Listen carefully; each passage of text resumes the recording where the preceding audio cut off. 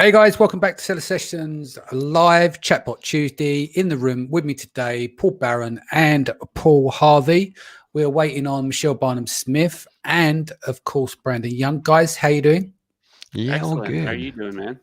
Yep, all good. Right. So, for those living under a rock, can you, Paul Harvey, explain who you are?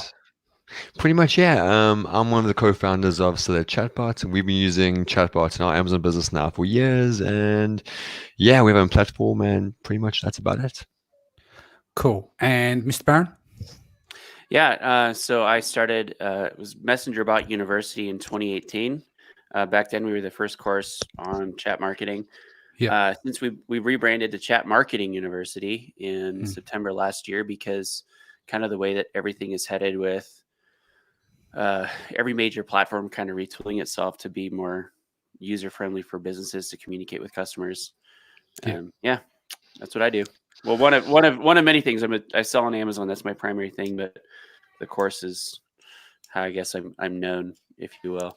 Yes. So let's just talk about that. How are you seeing the market at the moment? Are you finding it? I don't know. The impact a couple of weeks ago. I always like to ask people on the show as we get going, what impact did it have on you, and when did that start? Like mine was about 2.5 weeks ago. Prague, seeing it all unfold, and went on lockdown. Really took it serious then. What about you, Mr. Barron?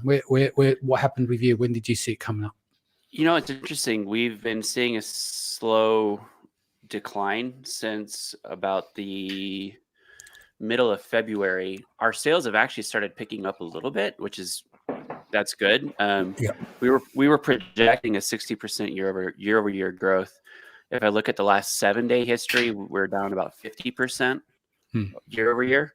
The last 30-day view is about 35%. I think I'd have to pull up my. Yeah.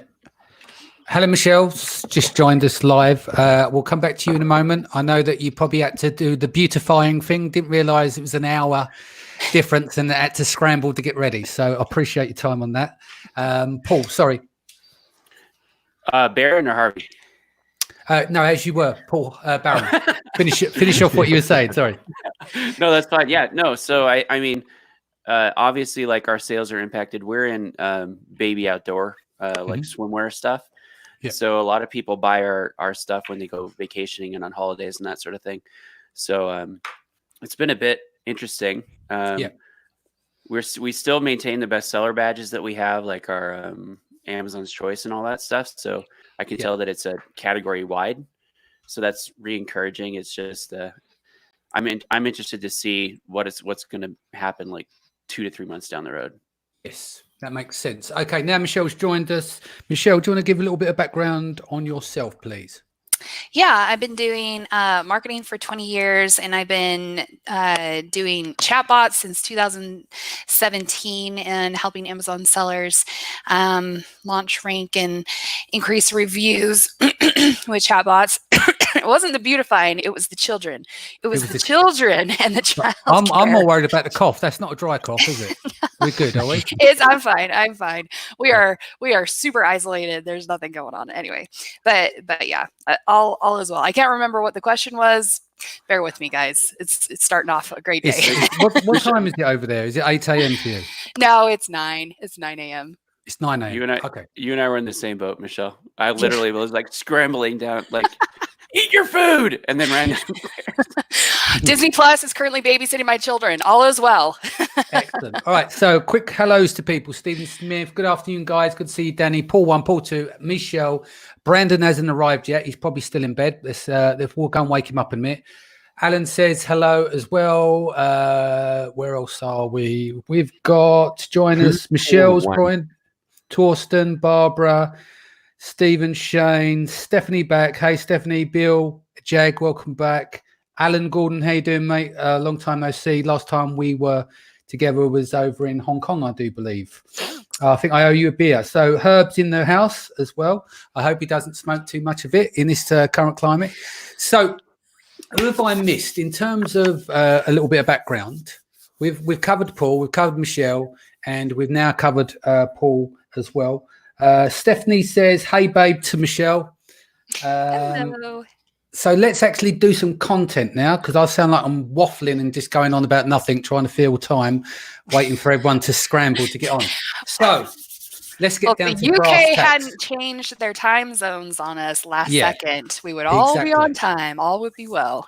All right. So starting with Paul Barron, how have the new broadcast rules affected your business, and basically how are you using these notifications? I love them. Yeah. I love the new rules because, in my opinion, it's getting spammers off. Yeah. Like, I mean, plain and simple, people were just breaking the rules left and right anyway. And so now the new rules are just making it so that there's a lot more enforcement happening. Yeah.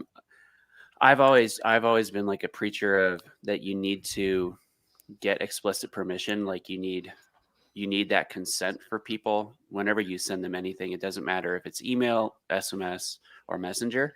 With the one-time notification, you've got to get that explicit consent every single time, which it's a good thing. Does it make things more challenging? Yeah. But I think it's a good thing in the mindset shift for the marketing community and Amazon sellers too, because you've got to think through the eyes of your customer. When you send something out, you got to think through their eyes. Like, is this going to be actually appealing to them, and will they want me to contact them again in the future? So I like it. And same question to you, Michelle. Yeah, I mean, the reality is that like the days of free promotion sending is over, right? And that's typical of Facebook. Facebook's a drug dealer like that. They get you hooked on something for free and watch how you use it, right? If we had all been playing by the rules, maybe the rules wouldn't have to be enforced quite so strictly. So I think it's good. I think, the struggle is deliverability with like paid messages. And, previously you could send out a broadcast to your subscribers and 100% of them would see them. And now with paid messages, it's anywhere from 40 to 60%, depending on how long you let your campaign run. And so what I really appreciate is ManyChat as a platform has developed other, communication channels to be able to, do the SMS, do email and be able to layer those into kind of like smart campaigns. So I definitely appreciate kind of the leadership that they've shown there to diversify accessing your subscribers. Yeah. Paul, over to you. So I mean, the changes were pretty big, and because we created that chatbot, we kind of had a pre-warning of that, but like only by a few weeks, and it wasn't nowhere near enough. I think what's important though is that of the three of us on the call, I don't think any of us were perplexed or worried about the changes. What the changes really did was actually test us and how much we know our understanding of chatbots. Because the more you understand, the more it will evolve, and the more you can just roll with it. So for the new people that saw these changes, that the sky is falling, but actually no, it's just kind of cleaning out the herd, that saying. But yeah. Cool. Sounds good. Are you running rebate campaigns right now? And if so, with the current chaos, how is that affecting your strategy? So Paul, I'll go back to you and then we'll go back round the same. So starting with you on that one. So we, sorry, I assume me or other Paul? I'm going to just do, if you don't mind, I'm going to call you one and you two. Yes, I'm one. Yeah. Okay. I'll call Paul one, Paul two. Yeah. How we do? Right, I'm fine with that. Yeah. Cool. Otherwise, you're going to speak over each other. Right. Paul number one. Off you go. Yeah, so right now we are doing rebate campaigns, and they're working just as well, if not better than in the past. Some of our rebate campaigns now is to re-rank some products. And what we did was we actually we took one product and compared it to a very, very similar product, and compared the rebates compared to the current virus right now and the epidemic. Yeah. What we noticed was that this was a product that was essential, and its sales went up 3x. The one that had rebates, the sales went up 5x. And those extra rebates aren't the extra like 2x multiplier there. It's basically because we are holding rank now. So all the competitors in that niche are suffering, but and they're going up and down crazy keyword ranking, but rebate campaigns are working now and holding ranking, which I find a really good benefit. The only knockback we found was that Facebook ads were more expensive, because even though people get rebates, they are complaining because now I have to wait 2 weeks to get my product. I can't wait 2 weeks. I mean, it's free. I mean, you can wait for as long as we want, but still, people always complain. Yeah, that makes sense. Over to Paul number two, if you can unmute your mic. Yeah, I never do full rebates. I don't like that because in my head, I'm building an audience of people that I want to continue to purchase. And if I build my audience based on freebie seekers, regardless of what they say they are, if my first foot in the door with them is they get a free product from me, then I don't do that. So typically we only do like between 40 and 60%, depending on a few different factors. But what we're testing out is buy one, get one free. So we'll do buy one on Amazon, get one free from our warehouse. And that's actually working really well as well.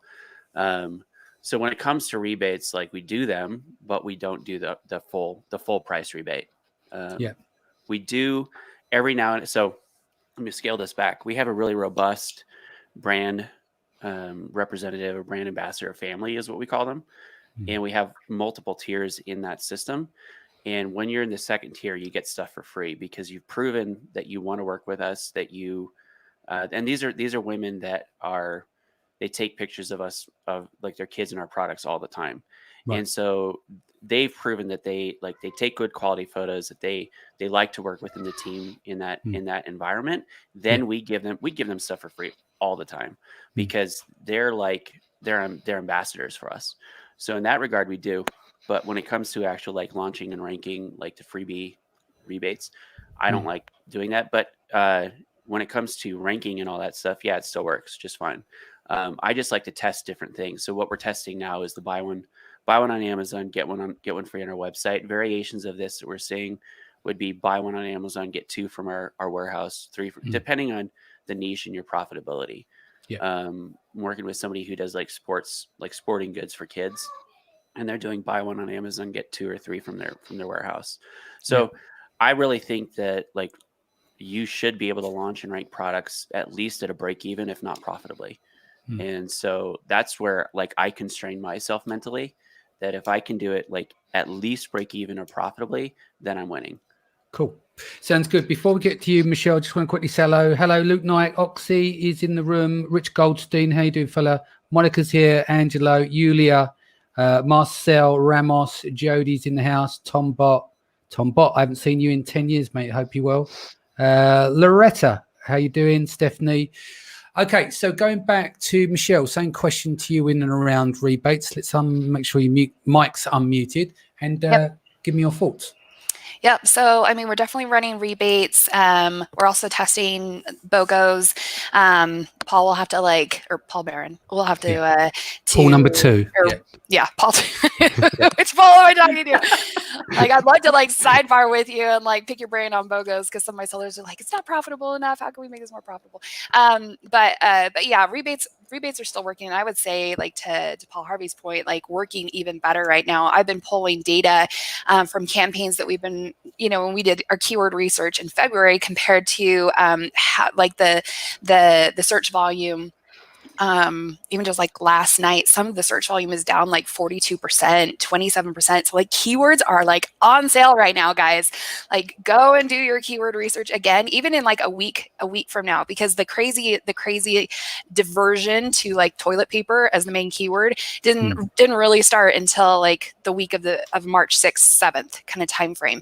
And tools like Helium 10 are kind of 30 days, 30 days back. And so it's just really telling, looking at the data, certain keywords or the keyword opportunity right now is really interesting. And so you don't have to, there are keywords that maybe that some of my sellers didn't want to go for because they were quote unquote too expensive to rank for, and a number of giveaways they would have to do compared to right now, they could totally go. And the competitors that were in that space are sold out of inventory, lost ranking. And Paul Harvey was saying, the rankings are all over the place. So it'll be really interesting to see how things kind of shake out and even out once people are able to get inventory back in. But I think that right now is a race to rank. If you have inventory and you have keywords that you've maybe been holding back on, take a look at what the search volume is for those keywords right now. It may be within your reach. Yeah, sounds good. Paul number 1, are you currently messaging your subscribers? So I have a number of weird strategies. What I do basically is that I have my one brand page, my subscribers, my brand, and then I have a whole bunch of kind of like burner pages. And going back on what Paul Brown says, that's in the sense that freebie seekers, you don't want those people as customers. You just don't. Trust me. We do probably about 300 to 400 rebates a day. But yeah, pretty much about a day, and we do that much. And to seeing the conversation with those people, you don't want them as customers. They're not good. So I have like a burner page, which are then just kind of like, if I lose that page, I don't care. I have the subscribers, All right, I have the details. Okay, so just back up a bit. We're talking about burner pages and subscribers you don't want. How comes we're attracting these bottom feeders, if you like? So pretty much is that if I'm approaching my own brand, I won't use a rebate service because I want to just build up those people by hand. I want to do them manually. But if I'm going to do a rebate service and it's kind of take like a shortcut, I don't have the time to kind of build the social media and stuff. So then I just create a whole bunch of now just a rebate service to just launch stuff and get ranking. And then I can spend time ranking when I have time. But I know that with me, and when I say when I have time, might mean never. So a shortcut of using a service, has its pros and cons. In terms of messaging our subscribers, in those burner pages, I literally don't care for those people. So I don't message them. In my own brand page, those people I do love, I message them saying, hey, you know what? It's the virus right now. How can we help you? And then if they reply or whatnot, we offer them coupons, discounts, and just general advice saying, you know what? We saw some headlines in your area. Check it out. Things like that, people actually do appreciate. And it's nice because they remember us after the epidemic's over. Yeah. Paul, number 2, your take. I love. Next time you come on, we'll give you the converted top spot. You'll be number 1. Michelle can be my number 1 as well. So we'll call Michelle 1 because we're all bots, right? So Michelle 1's a bot. You're a bot. You're number 2 at the moment. We'll switch you to 1. But yeah, go on. It's like Dr. Seuss thing, 1 thing, 2. That's what I feel. I think Paul 1 just got here before me. Anyway, messaging subscribers on our pages. So again, like a big thing that we really focus on is community and taking like ascending people up that ladder. So in our brand rep, our brand family, I guess, whatever you want to call it. If anyone in the audience has a good idea for this name, like we've called it our brand rep tribe or brand ambassador tribe. It's not sexy. But that's like, we've built really solid relationships with these women over like, seriously, like some of them 4 years we've been working with them. And they just keep having babies, which is great because they're new customers for us. I tell you what, with this quarantine going on, there's going to be a lot more babies. Yeah. Be a lot more divorces, but isn't there like a condom shortage going on too? Didn't I hear that? Oh man, I don't know. Yeah, we're gonna come. What is this? I don't even know. I can't do math in my head. But next winter, whatever that month is, in 9 months, whatever that one is. Anyway, so we're talking to them on our Facebook groups. So when it comes to like messaging, again, like Messenger's awesome. I love it, but the way that I view it is as a shortcut to conversation starting. And the best conversations happen in Facebook groups in our experience, because then, like, Michelle hit the nail on the head. Like, if we want to proactively send people messages where they have not opted in with the one-time notification, and we don't have any sort of event scheduled that we can't use that, event notification update tag, then the groups are where it's at, because then, during all this time, we've been having women, they're just posting funny jokes and memes and just talking amongst themselves in that group. So then we're even leaning on them now, saying like, hey, what do you guys think we should do? And like, of their own volition, they are promoting us more without us even asking on the Instagram and stuff. So that's how we handle communication, not necessarily like Messenger's the start, but it's a start to push them into deeper relationship and community. Cool. Michelle, number 1. Same question to you. I love it. Paul, I'm interested to hear, like, how do you manage your tier? Do you have like an influencer management program, or is it just like a spreadsheet? We made it all up. So we manage it. Like, we started off with intro tier is basically anyone that has a pulse and a public facing Instagram account. And so this is basically going back to 2017 when Facebook changed the engagement bait algorithm. Remember that? Like, it was December, I think, in 2017. that they did that whole thing with engagement bait. You can't ask people to tag people. You can't, and they were algorithmically blocking posts like that. What we used to do was run brand rep searches on Instagram and say, tag three tag us in 3 photos and tell with that, like, show your skill and explain why your kid should be a rep for our company.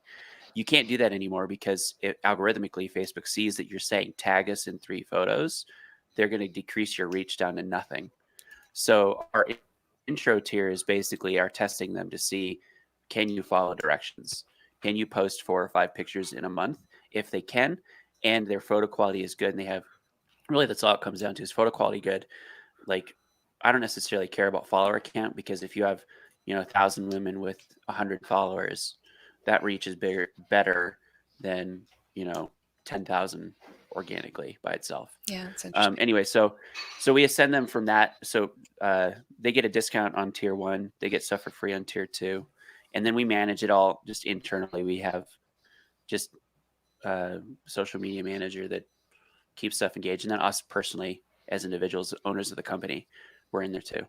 Cool. Thanks for sharing that. So Danny, to your question, yeah, I mean, the main ways to, I guess, contact subscribers and really, like, I love the examples that both Paul shared, where it's all about kind of like developing an audience and developing a relationship. I think a lot of sellers can sometimes be short-sighted in just being like, I need to rank something, and just get it done.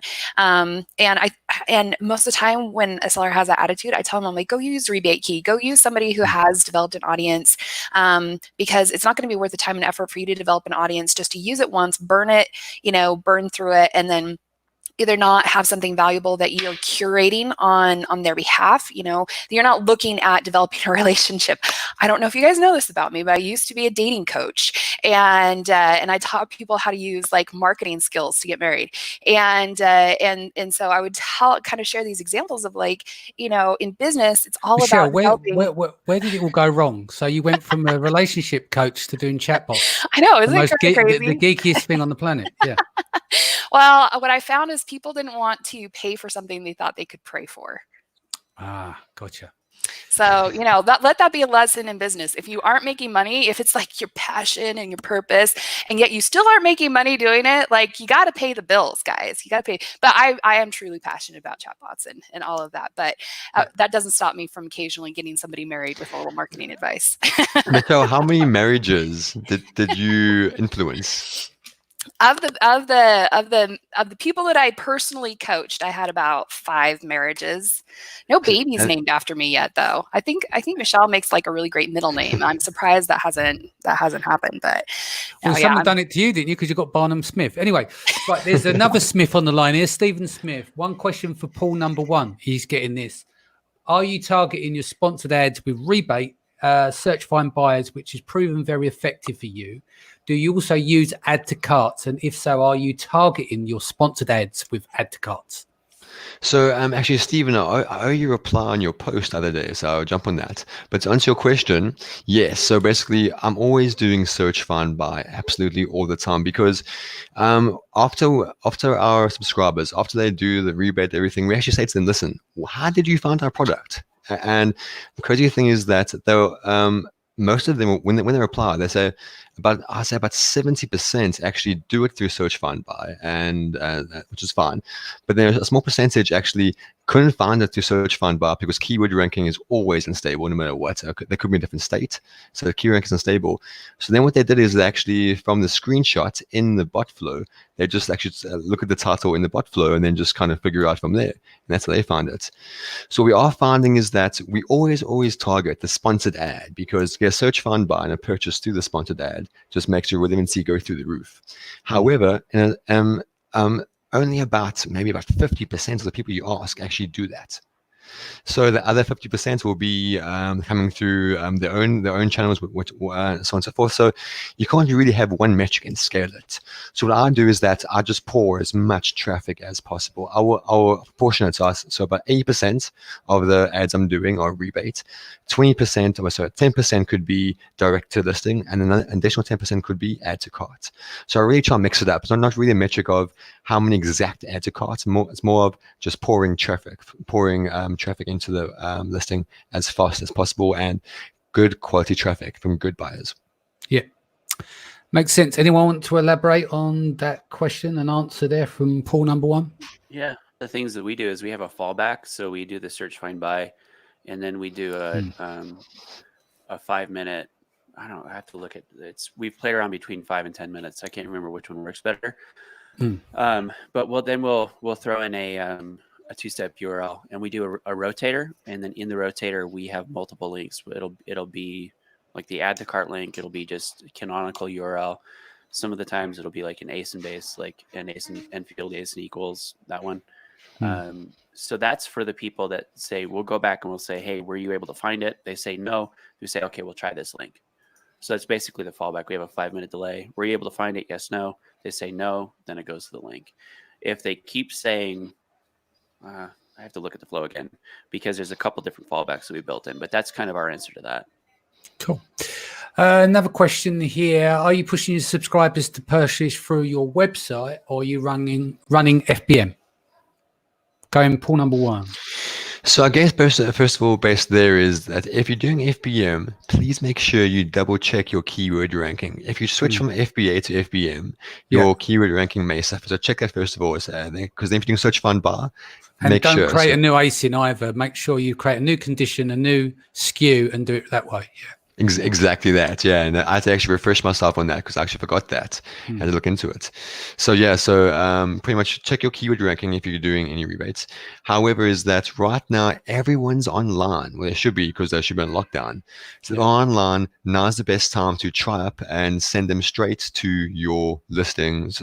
Straight to your Shopify site or your website, and then later hit them back on Amazon. But right now it's your time to fail, in the sense that spend money right now learning Facebook ads or whichever you're doing, and pour the traffic going to your website, because it goes to website. It's fine if it's junk traffic, because if it goes to your listing, your conversion rate may tank, and then your organic ranking may drop. So right now, I recommend everyone switch to FBM. If not doing that, send traffic straight to your site and test it out and see what you do. Michelle, number one, going the same to you. What's the situation with your clients? I'm not sure if you're a seller as well. I can't remember, but what's the state of play with your clients switching from FBA? Because the lead times have changed with FBA at the moment. I think it's, in some cases, it's 25th of April, I think. Some are 3rd of May. One thing I actually will say, I'm going to get into that question, but client yesterday, we were looking at something. It was based in Washington, and they said prime 3 days. And then what we've done is we've done a test where we checked a series of postcodes. So changed the delivery address, and then we start to see the timelines change. So Yev was probably in the audience here somewhere, Dr. Yev. It goes back to, I believe, storage in the facility center. So it's saying in Washington State, where they're close to ordering, the prime's 2 to 3 days, but then you go to another state by putting in a new zip code, then that would expand out to like 2 to 3 weeks again. But yeah, going back to you, Michelle, what's the latest from your clients on this? Yeah, so some of them have switched to FBM. Some of them are fine. Some of them are within the prime window. But we have been experimenting with specifically like my sellers who have consumables. We've been experimenting with subscribe and save offers on via Facebook ads and product inserts. So basically changing, and right now, guys, product inserts, great time. If you're sitting on inventory, waiting to get that in on April 5th, get those product inserts on your listings. That's something big I'm pushing. But subscribe and save offers via Shopify have been very interesting. And who doesn't love, monthly recurring revenue, right? So definitely something to experiment with. Yeah. Sounds good. Paul number one, what's your take? 2, sorry, on this one. That's okay. It's confusing. I'm number 2. So our stuff is, I'm just checking to make sure that it's still valid. We're looking at April 2nd and April 3rd.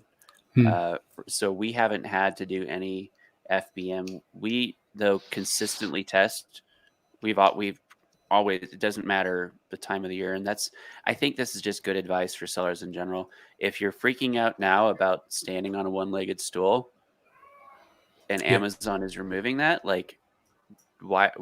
I love you guys, but why now? Like, why haven't you been thinking about this a year ago? So I love you all. So don't take this as me being a dick or anything, but so we consistently test splitting it to our website.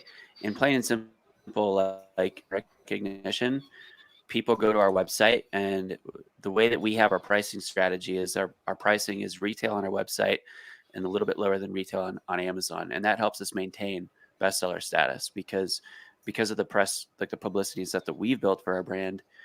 People do research, they go to our website, they look at everything, and then they go buy on Amazon. So we're not affected right now because of FBA, FBM. I'm sure if we match pricing on our website, that'd be a different story, possibly. But that would be my bit of advice to people, is that don't let a situation like this force you to think about brand recognition and building a following for your brand versus just selling on Amazon. Yeah. Sounds good. What do you think is the future of messaging post-coronavirus? I don't see any different. I mean, I'm seeing a lot more increase in people using messaging apps. I mean, so I would say that it's only going to go up. I mean, if you look at all the changes that started happening in the fall of last year with, is interesting. There was a press release by all the major telecom companies in like October saying that they were pushing forward to get RCS, which is Rich Communication Services, into the Android sphere. And then Google was like, well, screw you guys. We're just going to release it now. And that was like 2 weeks later, Google just pushed it. The reason that they did that is in this press release, one of the stated uses of RCS was to make communication between businesses and consumers a lot more seamless. So I think with the way that the industry is already pushing stuff, and with the current state of affairs, with everybody relying on Messenger and messaging apps more, it's just going to get more powerful. Cool. Michelle? Yeah, amen to that. I mean, Facebook released a study in December timeframe, and basically 95% of consumers prefer to interact with brands via chat. 95% of consumers prefer chat as the main communication platform. And so whether that's Messenger or other type of chatbot platforms like text, that's only gonna increase and grow. And so, you know, I run, like, obviously my life is chat marketing. So I run into people all the time who are like, I've heard of, you know, I've been thinking about it. I haven't had a chance to do it yet. I'm like, guys, like you're starting to show up late to the game, you know, like it really is time to leverage and use it, whether it's for these short-term gains like ranking and reviews, or if it's for the long-term play of developing an audience and having that relationship.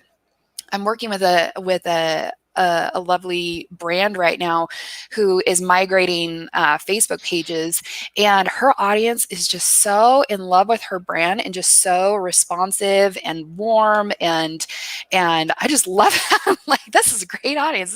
They've done so much to curate like passionate buyers, and and every brand has that opportunity, whether you're Nike or whether you're a small seller on Amazon. And I would take that opportunity. I wouldn't just have the short-term blinder vision of rank, you know, like what, this is an opportunity to like have a really, not like intimate relationship. Messenger breaks down barriers that email marketing could never achieve, right? You can have those conversations happening via Messenger. So I highly recommend you guys think from a brand vision standpoint, the type of audience and type of relationship you want to have with them.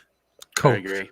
Owen says, can you rerun correctly an FBM for an FBA listing? So I think he means for conversion. I've just cut and pasted this here. It says you can add a second SKU to a single ASIN and add one FBA, which is the original, and a second SKU for FBM or seller fulfilled prime. Use this to navigate the long ship time with the buy box and with adjustment on the price. Dennis has asked, subscribe and save on Shopify ? Can you elaborate? Did someone just bring that up? I missed that. That was something Michelle had said. I mean, it's not technically a program, but literally, like, if you have a consumable, you can offer any discount that you want if people subscribe. Yeah, so makes sense. Cool. I'm just seeing if I've got any other questions, guys. You got any other questions for the audience? Let me know in the chat down there. Paul, how are you seeing the landscape generally? What are you seeing, like, in terms of, obviously chatbots are going to be here tomorrow and the year after, but what's some of the strategies you're planning for the future? So obviously they may not work now in a considered downturn, but what would you see would work in the future once we get the spring back? So I guess I think one thing all three of us here have in common is that we've always said now is the best time to get in on Messenger, and nothing's changed about that. I mean, even earlier, Michelle said that paid ads when it was free, and that was like a couple of months ago, and now you got to pay for that. Yeah. So the industry is changing and it's getting more competitive. So to everyone, just make sure you jump on and do chatbots right now. That said, going forward, I see an amalgamation. I've always said this is that Facebook wants Messenger to be like the WeChat of the West, because WeChat pretty much does everything. And that's what Facebook wants for Messenger. So you're going to see Instagram, WhatsApp, and Messenger all combining into one, and then even more things on top of that. So absolutely, Messenger is just the tip of the iceberg, really, because soon we can bring in people into from Instagram to WhatsApp, so on and so forth. And that's where it gets really interesting, because then it's multi-touch on many platforms. So talk to me a bit more. Yeah, I think we've mentioned this before. Where can you see this going in terms of when you look at what's it called, WhatsApp as a platform? Like, you know, with the connection between Facebook and Messenger, it's integrated, right? And there's a bit more activity. That's like a lone shark. It's like its own lone platform. Danny? I can't hear him. Can you not hear me? Can you guys hear me? Yeah, we can hear him. Yes, sorry, Michelle. How do you think that's going to work? Like, this independent platform effectively is going to integrate in terms of the way that Facebook and Messenger. Sorry, guys, would work? I can't hear anything. Can you? We can hear you, yeah. Yep, we can hear you. Yeah, just check your cam mic settings. There, Brandon.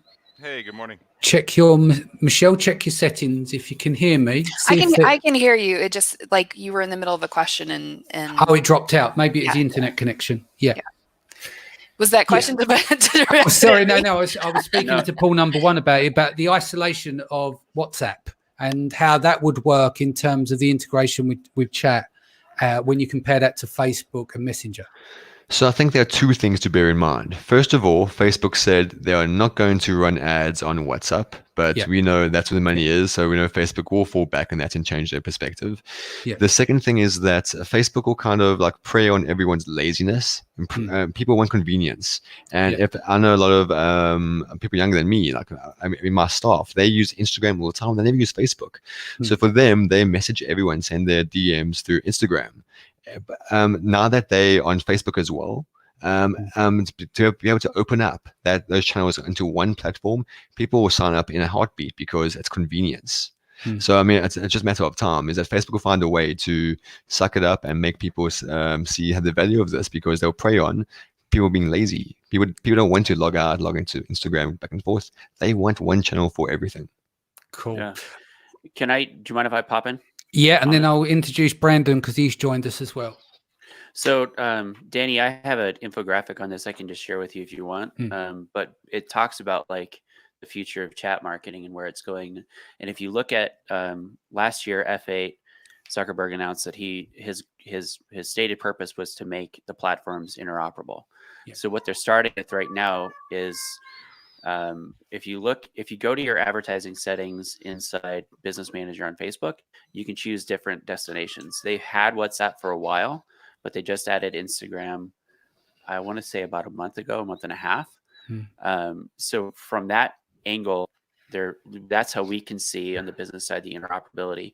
What they're wanting to happen is for anybody who uses so I have I have WhatsApp, Instagram Direct, and Messenger. I use Messenger more, but for my friends in Europe, let's say maybe they have all three accounts. Most people, like mainland Europe, they use WhatsApp. So if Facebook knows that, they would say, like, let's say I'm talking to somebody in Europe, I send them a message on Messenger, it gets delivered in WhatsApp. And that's where they're headed with interoperability. And in terms of like the sheer numbers, there are 1.6 billion monthly active users on WhatsApp, as opposed to Facebook, there's 1.3 billion. So there's 300 million more WhatsApp users. Am I doing my math right, or is that 3 million? No, but Paul, you're actually right though, because in Africa, it's everyone has WhatsApp. Like friggin' everyone has WhatsApp. Every business has WhatsApp. Like it's all over Africa. But then Messenger, not so much. So purely because WhatsApp is free. And the best way to get contact with people is, like you say, make a connection between Messenger and WhatsApp. Absolutely. Yeah. So it's exciting. Like from the customer standpoint, it's going to be a lot easier to communicate with people. From the business standpoint, obviously Facebook is chasing dollars because they're a business. So I expect to see this. Don't quote me. Within the next year to two. That's all right. This is all recorded. There's a replay, so people can come. They can come and troll you in a couple of years' time when you got it all wrong. Yeah.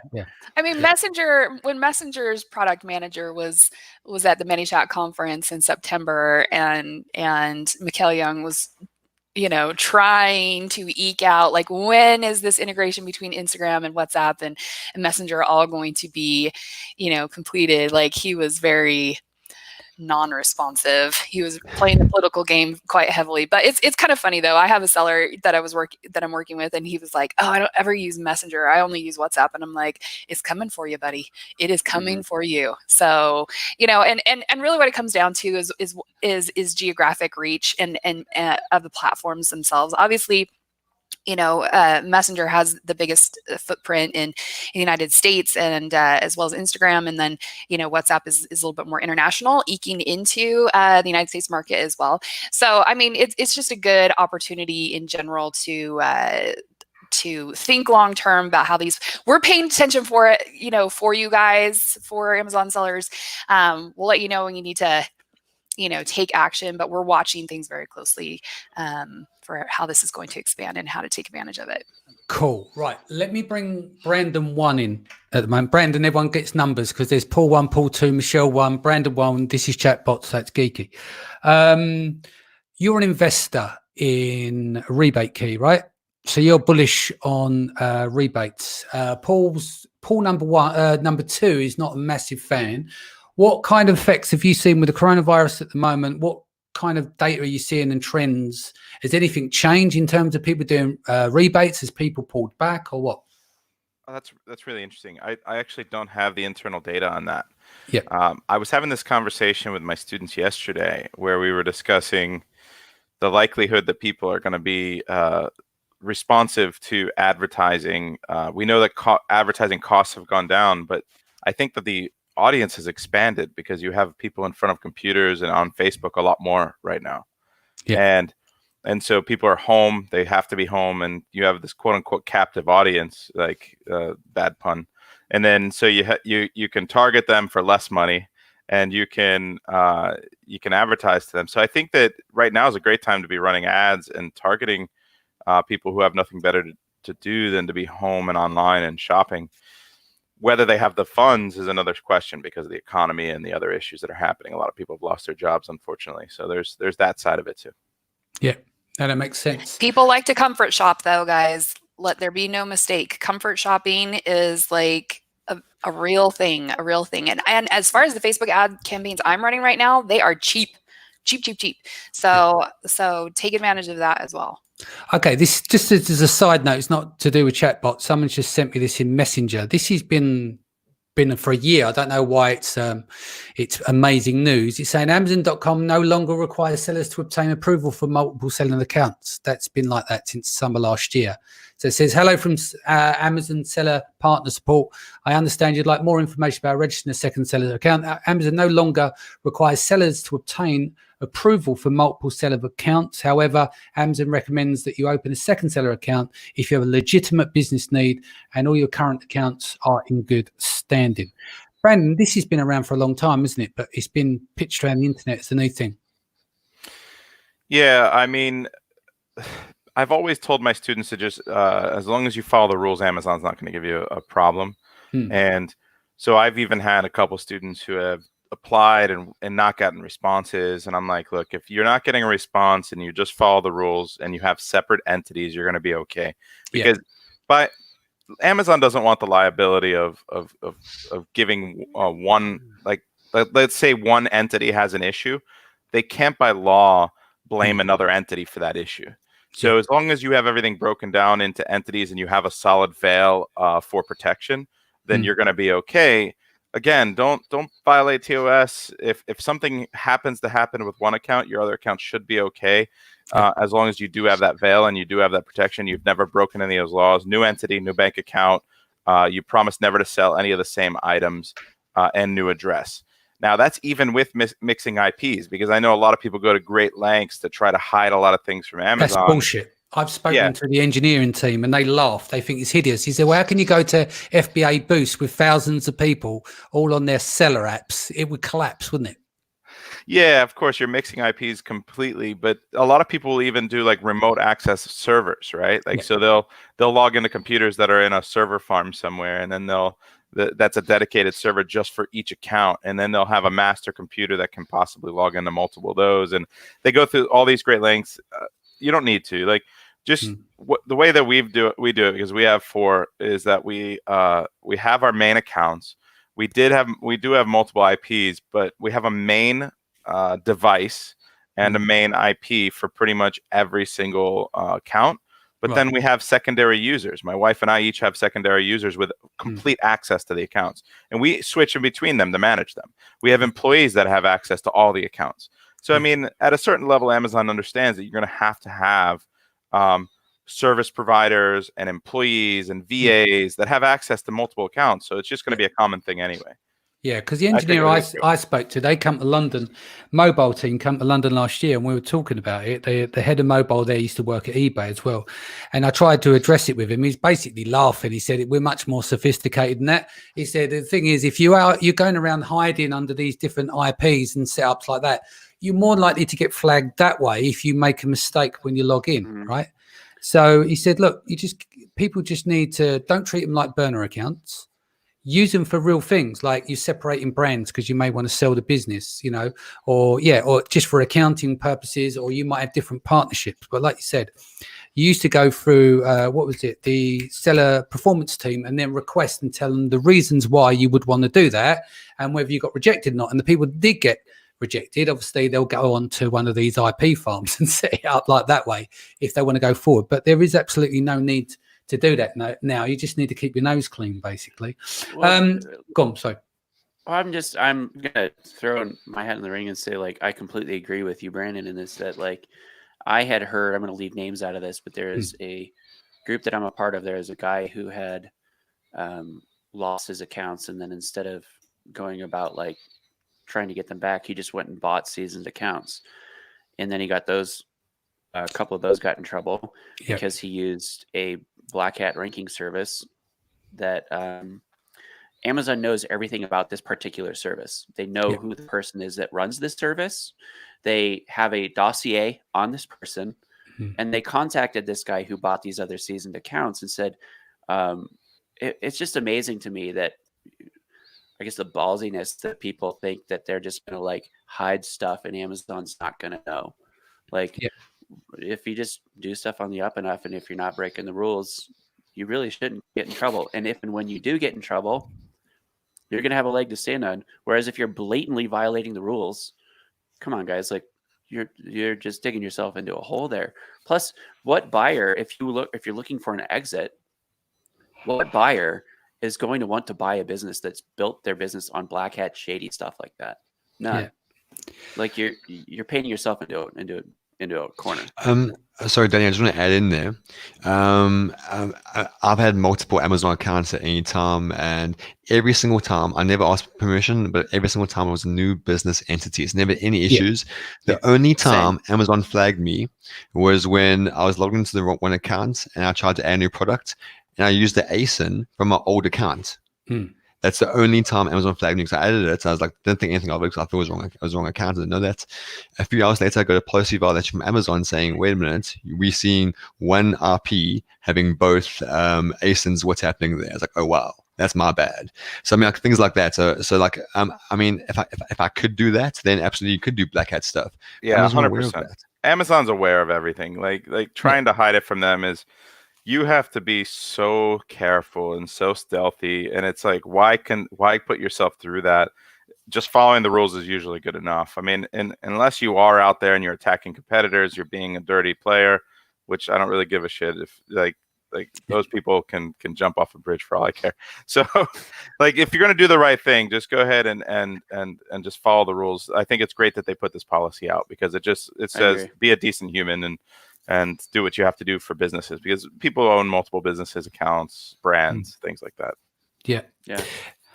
With 14 days prime delivery at the moment, how would you adapt rebate, Brandon? That's from Baptiste.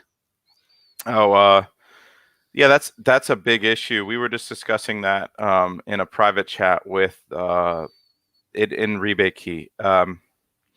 It's really difficult to do. What I would say is, when you do create your rebate, make sure that your buyers do know that their product may not arrive due to shipping delays at Amazon because of the current situation.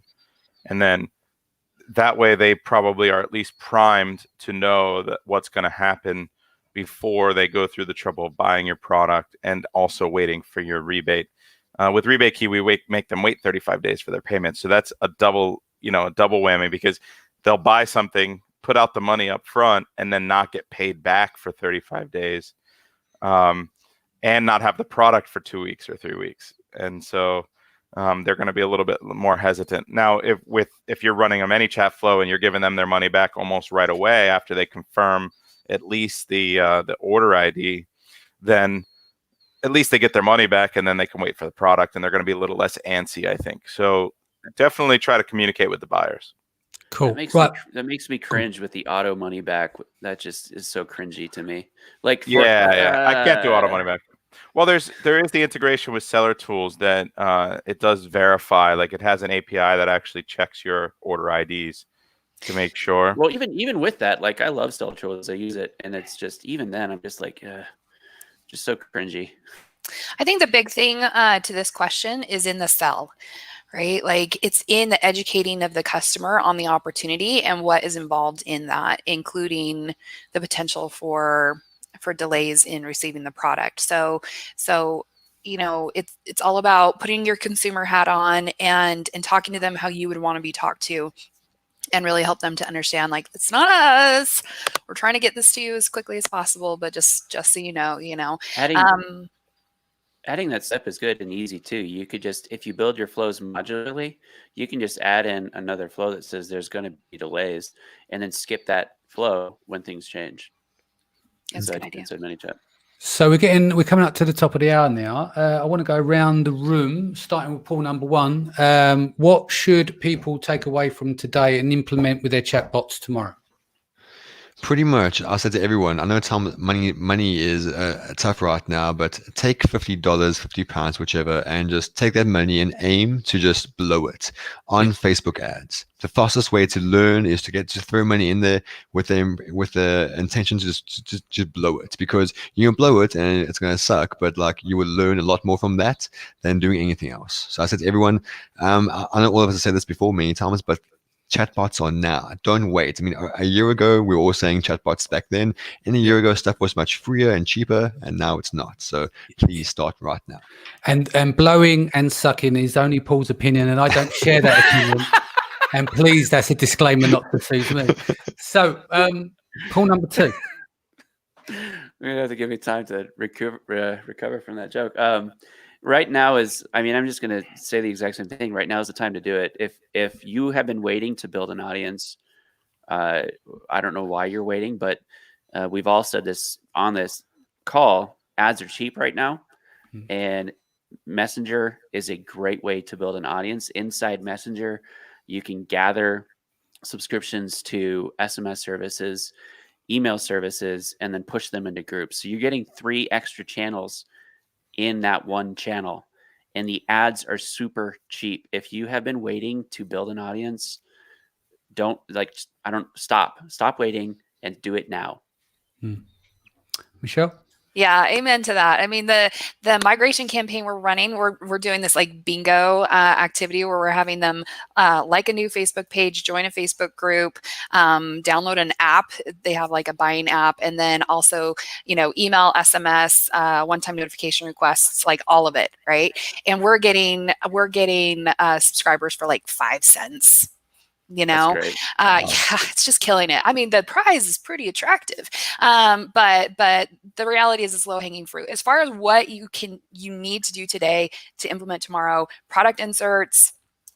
Look at your keywords, see if there's an opportunity for you to rank, even with the amount of inventory that you have currently, or that you can hopefully get in this next week. Like I said, I think that there's going to be a race to rank for the diverted keyword or the diverted search volume to toilet paper. So be sure to look at that, and even if you're not ready to rank right this second, get everything ready. Get your flows built, get your Facebook ads in place, get everything ready so that you can just hit go and have everything. Because what you don't want is to be scrambling last second when you see the opportunity, finally with inventory and those other things. So get everything ready to go and then hit go when the time is right. Cool. Brandon? Yeah, I agree with that. A lot of people are having trouble sending inventory in even, and I'm telling them get it to a 3PL here in the US. Like we have a couple that we recommended our students, and get it ready. So get your flows, get it ready, get your marketing ready, build your audience ahead of time. There's a lot you can be doing. Like learn ManyChat. So, I mean, a lot of people have been so busy with the other stuff going on in their lives that now you have this opportunity to sit there and become an expert or become good at something. And I think that where you can best spend your time is going to be on that marketing side. It's going to be on chatbots. It's going to be on, build audience building and brand building, because you can do all of those other extracurricular things right now while you can't do a lot of things on Amazon. And be careful of that data being different when you're doing product research, but get samples, get ready for that when they turn the switch back on. Don't get me wrong. I think buying habits are going to be very different moving forward. And I think that the economy is going to be much worse off. That they're expecting up to 30% unemployment in the US. So just depending on what product you're selling, who you're targeting, what you're doing, you're going to see massive dips right now, or you're going to see massive explosions right now, and things are going to level out eventually. But yeah, get marketing ready, build brands, get better at something, learn a skill. Don't just binge watch whatever this tiger show is everyone's talking about. Yeah. I started watching that last night. Sorry. Before the call, I was watching it. Yeah. I'll do like some goodbyes in a moment. I just want to quickly announce a couple of things. So tomorrow show again, 4 p.m. GMT. Look at the conversion back for the others. I think it's 11 a.m. and 8 a.m. over in the US. We've got outsourcing and distributed teams, what to do in the downturn. Then on Thursday, the 2nd of April, we've got Amazon compliance. We're going to talk about certification, essential goods, and inspections and all the paperwork in and around that. On Friday, the 3rd of April, we're going to do listing optimization. We're going to compare what we're doing now in 2020 versus what we've done in 2019. Lee Van Hirschkorn, Kevin King, there's a few on that one there. Then Saturday, we've got part 3 with Women of Amazon. Then on Sunday, Mindset Sunday, your health is your wealth. We've done wealth last week. This week, we're going to talk about health. And on Monday, the 6th of April, as long as Kian can get across the ocean back to Scotland, we're going to be sourcing in the pandemic with Kian Gulzari. The last thing I want to say as well, I know I've been banging on about this. Any sellers out there that's got landed stock of masks and PPE in the UK that can free up some for donation, I'm trying to get to the frontline NHS workers, etc. There's obviously there's a plethora in the market of all of these masks and everything else, but there's a lack of distribution. Like I get messages from nurses saying they're bleeding their patients and going up to COVID wards and going down to baby wards, and they've got no PPE, no mask, no nothing. And they've been told by their bosses who's standing there in full PPE with visors, with N95s, etc. So anyone out there, just get in contact. You know how to find me. If you can donate, I'll do what's called donation matching, and I'll put you in front of these key workers, and we can get them and start helping and saving some lives. So before we go, Paul, number one, how can they reach you? Yeah, best thing to do would reach out to me at Seller Chatbot. Just go email me at Paul at Seller Chatbot, or just join our Facebook group. Cool. Paul, number 2. Yeah, you can go to chatmarketinguniversity.com, or you could go to my Facebook group. The free one is Chat Marketing Strategies for Amazon Sellers. Yeah. And I'm down to help and answer any questions. And we are in the middle of a soft launch of the update for our course. So it's perfect timing. Excellent. Michelle, number 1. Yeah, so I am actually super excited to announce that I'm doing a webinar with ManyChat on April 9th. It's their first co-branded webinar. I'm super honored to be doing that. I think it's really important for the seller community to have that level of visibility with ManyChat. We've lost you there, Michelle, I think. Cut to you, Brandon. Are Yeah, you still there? I was just seeing if she was going to cut back in. Am I back? Can you hear me now? She's back in the room. Yeah. So just go, if you're interested in that webinar, go to pixelfy.me/ManyChat webinar, and you'll have a link to that Amazon specific webinar with ManyChat. Cool. Last word from you, Brandon. No, Danny, I think everyone knows how to reach me. Seller Systems. I have a free course if you're want to learn Amazon or take it to a different level or see how we do things differently. I think it's bit.ly/private free PL course. So bit.ly/free. But thank you, Danny. I mean, these webinars have been awesome. The content everyone's putting out, learning, giving us something to do. This gives us some semblance of being around people, which is super important for human nature, like to keep our insanity a little bit. And you're a hero. I'm going to donate 1,000 masks to you as well. I'm going to ship them straight from my warehouse as well. So I'll have those out to you in the next 7 to 10 days, however long it takes for shipping right now. But that's amazing. Thank you. All right, brother. Thank you so much. Thank you, guys. Going to sign off. Stay home. Be safe. Look after your family. Lots of love. Danny. See you again here tomorrow, 4 p.m. Take care. All right, Thanks. guys. Bye. Take care.